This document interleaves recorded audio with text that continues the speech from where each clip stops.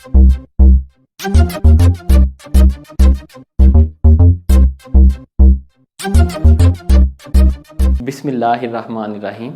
अस्सलाम वालेकुम। आज हम करेंगे 34वां इडियम एट ऑड्स।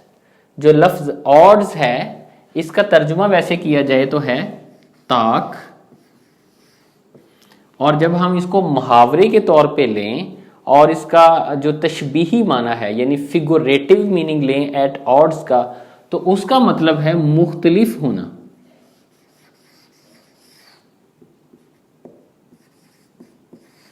उसका मतलब है अपनी राय में मुख्तलिफ होना, किसी से सोच में मुख्तलिफ होना, काम के अंदर मुख्तलिफ होना, किसी भी तरीके से जिसे हम कहते हैं कि अलहदा हो जाना, उसको हम वहां पे ये मुहावरा एट ऑड जो है वो इस्तेमाल करते हैं। मिसाल के तौर पे हम कहेंगे एक ही कंपनी है, दो भाई चलाते हैं उसे, ठीक है। एक भाई कहता है हमने इसको इस अंदाज से चलाएंगे, दूसरा भाई कहता है हम इसको इस अंदाज से चलाएंगे। अब दोनों की सोच मुख्तलिफ हुई तो हम क्या कह सकते हैं, दोनों भाई जो हैं वो एट ऑड्स हैं। अब एक बच्चा है वो कहता है मैंने एमबीबीएस डॉक्टर बनना है, जबकि उसका बाप कहता है नहीं आपको हमने इंजीनियर बनाना है। या एक बच्चा है वो कहता है मैंने तो इंजीनियर बनना है, लेकिन वालिदैन क्या कहते हैं हमने इसको एमबीबीएस डॉक्टर बनाना है।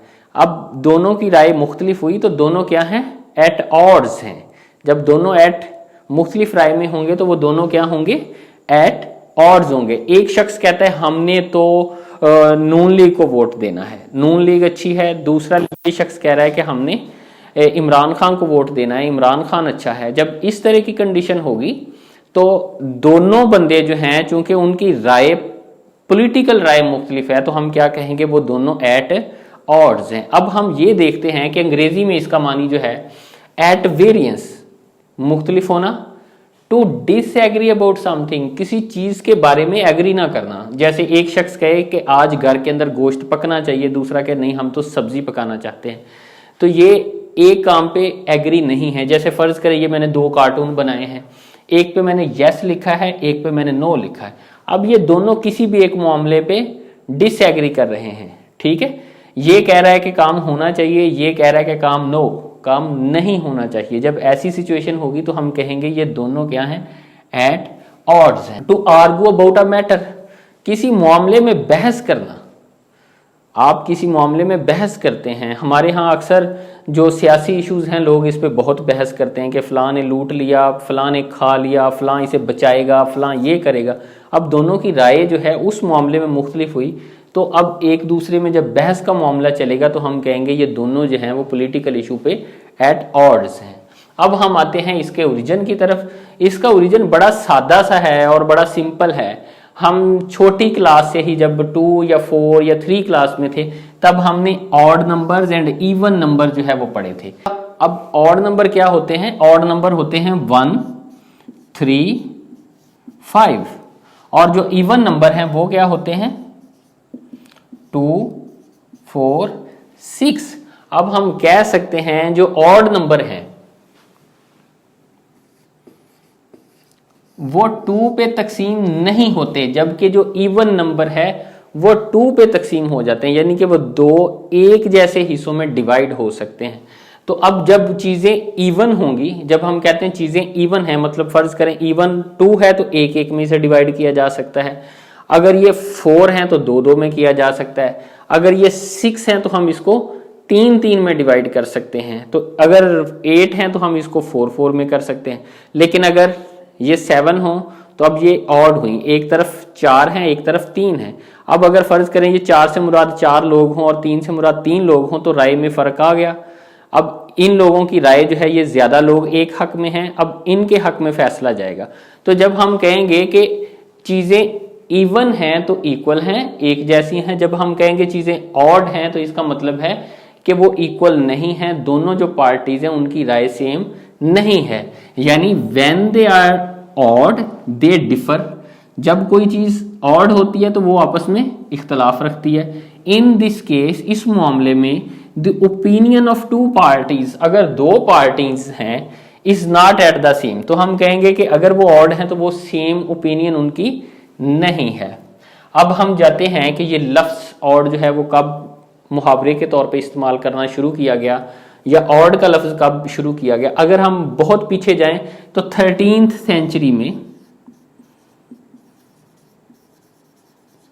13th सेंचुरी में जो मिडल इंग्लिश थी वहां ऑड जो है ODD स्पेलिंग के साथ इस्तेमाल होता था। लेकिन मानी के लिहाज से सबसे पहले विलियम शेक्सपियर ने, उनका जो काम है हेनरी फोर्थ, उसके अंदर 1597 यानी 1597 में इन्होंने ऑड का जो इडियम है, वो ऑड का जो लफ्ज है वो इस्तेमाल किया है। और ऑड यही किया है कि दूसरे से मुख्तलिफ होना।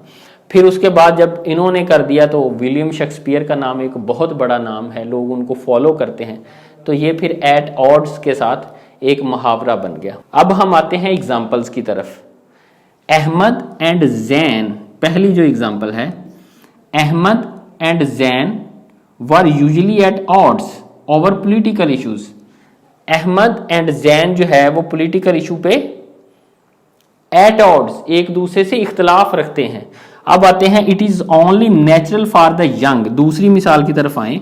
It is only natural for the young and old to be at odds over money matters, कि जो नौजवान लोग हैं और जो बूढ़े लोग हैं वो पैसे के मामलात में एक दूसरे से उनकी राय मुख्तलिफ होती है। बल्कि पैसे क्या, आजकल का जो दौर है उसके अंदर जो नौजवान हैं और जो बूढ़े हैं इनकी सोच में बहुत फ़र्क है। जो नौजवान हैं वो कभी भी बूढ़ों वाली सोच में नहीं आ सकते, तो हम कहेंगे दोनों क्या हैं, एट ऑड्स। अब अगर हम तीसरी बात करें, both brothers are definitely at odds, दोनों भाई जो हैं एट ऑड्स हैं, एक दूसरे से इख्तलाफ रखते हैं about how to run the company, कि कंपनी को उन्होंने कैसे चलाना है। अब दो भाई हैं, वो एक शख्स कहता है मैंने कंपनी ऐसे चलानी है, दूसरा कहता है ऐसे चलानी है।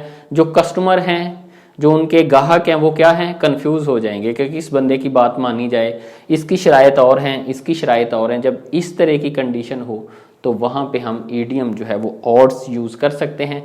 आप अपने रोज़मर्रा मामलात जो हैं उनके अंदर भी जिन चीज़ों में इख्तलाफ है वहाँ पे एट ऑड्स को इस्तेमाल करते हुए अंग्रेज़ी के जुमले ज़रूर बनाएं। प्रैक्टिस करने से ही चीज़ें आती हैं, और ये सारे बैकग्राउंड के बाद इंशाल्लाह मुझे उम्मीद है कि आपको ये मुहावरा कभी नहीं भूलेगा। इंशाल्लाह अगले ईडियम तक के लिए मुझे इजाज़त दीजिए। अल्लाह हाफिज़।